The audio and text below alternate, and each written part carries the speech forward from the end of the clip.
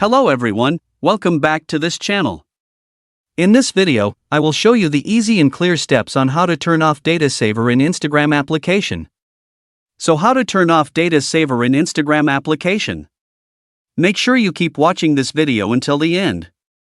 Let's get started right away. Firstly, open the Instagram app on your Android device. This is the initial screen of the Instagram app. Next, tap the three-line icon at the top right of the screen. And a menu like this will appear. Scroll down. Tap Data Usage and Media Quality. Tap Data Saver. So that's it, tutorial how to turn off Data Saver in Instagram application. Thank you for watching. I hope this video was helpful. See you in the next video.